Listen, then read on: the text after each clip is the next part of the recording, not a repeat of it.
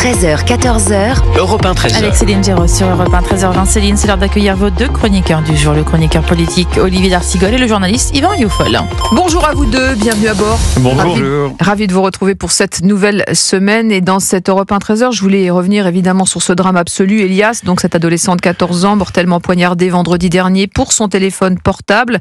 Ça s'est passé dans le 14e arrondissement de Paris. Deux adolescents placés en garde à vue. L'un d'eux a avoué avoir porté le coup de couteau mortel. Alors avant d'en parler, on va écouter les déclarations de Karine Petit. Elle est maire écologiste du 14e arrondissement. On a eu des signaux d'alerte, par exemple, il y a un peu plus d'un an, que un petit groupe de jeunes rentrait dans le centre sportif, agressait, en tout cas violentait ou menaçait, par exemple, de manière plus ou moins grave et de manière plus ou moins fréquente, ceux qui venaient au stade. On a mobilisé tout le monde, on s'est réunis, on a pu mettre aussi des mots sur ce qui se passait et puis on y a apporté aussi des réponses. Les deux jeunes qui ont été interpellés font déjà l'objet en fait de mesures de la justice pour mineurs. Tout le monde agissait. Certaines mesures peut-être ont été mises en place mais n'ont pas empêché que survienne ce drame. N'ont pas suffi. Voilà, Karine Petit sur BFM le lendemain du drame. Olivier d'Artigol, c'est quand même un peu hors sol ce que dit cette maire du 14e arrondissement. On savait, on a mis des mots. Mais en même temps, on n'a rien fait. C'est de nouveau, vous l'avez dit, Céline, un drame. En 5 semaines, c'est le deuxième élève tué à l'arme blanche à Paris. On se souvient de ce qui s'était passé devant le lycée Rodin dans le 13e, en décembre. Deux jeunes, je le rappelle, connus des services de la justice. Là, c'est un véritable fiasco judiciaire, puisque ces jeunes sont poursuivis depuis octobre dernier sur des faits à peu près similaires. Ils étaient en contrôle judiciaire. Ils ne pouvaient pas être ensemble. Et le procès était renvoyé à juin 2025, à juin prochain. Il nous manque des éléments, j'espère que nous les aurons rapidement, c'est-à-dire que le garde des Sceaux doit aujourd'hui poser un certain nombre de questions sur la nature de ce suivi judiciaire. Est-ce qu'ils ont été véritablement accompagnés ou pas A priori non. Mais bon, et d'ailleurs la maire écologiste en profite pour dire qu'on manque d'éducateurs, etc. C'est pas un peu facile. On dit que dans ce quartier précis de Paris, il y a de gros problèmes. Est-ce qu'il y a eu un renforcement de la sécurité du quotidien ? On a fait la démonstration pendant les JO que quand on voulait sécuriser, on arrivait à sécuriser. Donc surtout que la maire le dit, il y avait régulièrement des agressions à la sortie de ce centre sportif. C'est ce qu'elle dit, ce qu'elle confirme. Donc on savait. Et ces deux jeunes étaient déjà connus pour des... Il y a à la fois sur le plan judiciaire et sur le plan de la sécurité du quotidien des problèmes évidents.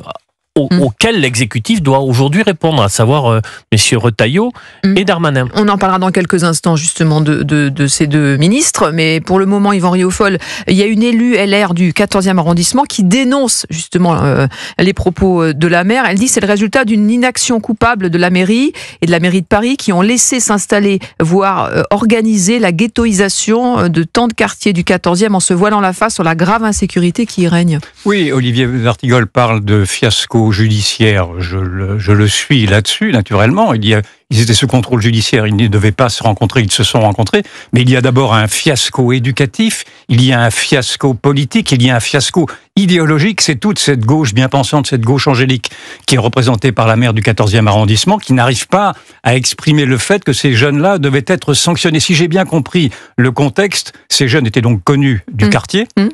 Connus des services de justice, aussi. Ils avaient bénéficié, si j'ai bien compris, sous réserve de vérification, de mesures éducatives qui avaient été diligentées par la maire précisément. Or, on se rend bien compte que ces mesures éducatives sont des blagues, naturellement. S'il n'y a pas de sanction derrière tout ceci. Or, pour ce que j'en comprends, en tout cas, ces jeunes-là ont été d'abord laissés naturellement faire ce qu'ils voulaient, et la maire s'est contentée de construire, de se croire quitte en ayant construit des stades de sport, etc. Ce qui est naturellement très bien. Elle a beaucoup d'équipements. Elle a fait beaucoup d'équipements sportifs, mais simplement il n'y a eu aucun suivi. Est-ce qu'elle n'est pas hors sol un peu quand même ? Elle est complètement hors sol, mais c'est la reflet. Mais ce n'est pas tellement la mère elle-même, n'est que le reflet. C'est terrible, c'est-à-dire que dans un quartier où on sait qu'il y a des faits de violence, d'une vieille opposition entre l'éducatif et le répressif concernant toute la jeunesse française. Vous avez toute cette gauche angélique qui pense qu'aujourd'hui encore, on ne peut pas réprimer les jeunes d'une manière trop abrupte, qu'il faut d'abord les éduquer, et que ces jeunes-là sont le fruit des conditions sociales, sont le fruit d'injustice, et que ces jeunes-là, d'ailleurs, on n'arrive même pas à désigner qui ils sont. Je vois dans un grand journal du matin que j'aime beaucoup, que Le Figaro, pour ne pas le citer, que ces jeunes sont désignés comme étant Léo et John. Je ne suis pas sûr que John soit vraiment des origines anglaises et Léo non plus. Donc ça me fait penser au Kevin et Matteo du ministre de l'Intérieur Darmanin, qui ne voulait pas non plus désigner, qui préférait désigner des supporters anglais quand il mettait le souk au Stade de France, plutôt que de désigner cette contre-société qui s'est installée non seulement en Seine-Saint-Denis, mais maintenant dans le 14e arrondissement. Donc on voit qu'il y a une porosité aujourd'hui de territoire, si je puis dire, entre la délinquance, entre la violence urbaine que l'on a vu apparaître d'abord dans les cités et qui maintenant s'installe au cœur même de Paris. Et moi, tout ceci me révolte et j'en ai assez de voir que cette gauche continue à se mettre la tête dans le sable. On va écouter Laurent Nunez, préfet de Paris. Il était sur RTL ce matin. Quand on prend certaines catégories de faits, je pense notamment aux vols violences, il faut savoir que les vols violences dans l'agglomération parisienne, un tiers des mis en cause sont des mineurs. Les cambriolages, c'est 40%.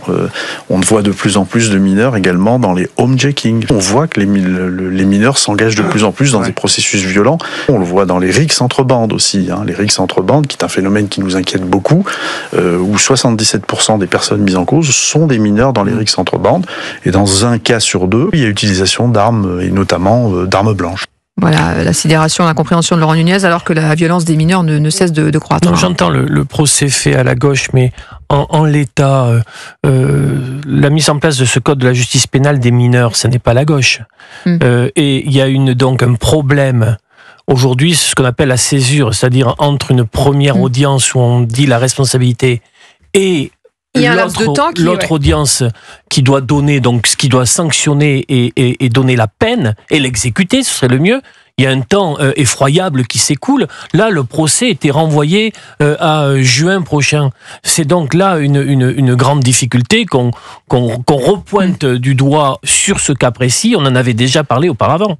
Allez, 13h27. On en reparlera ce soir, évidemment, parce qu'on a beaucoup de choses à se dire. Dans quelques instants, on va justement se poser la question de savoir si le gouvernement est assez ferme sur l'immigration. Bruno Retailleau qui multiplie les actions, les déclarations, mais qui ne change pas la loi. Quelles sont ses marges de manœuvre ? Eh bien, on va en parler. À tout de suite.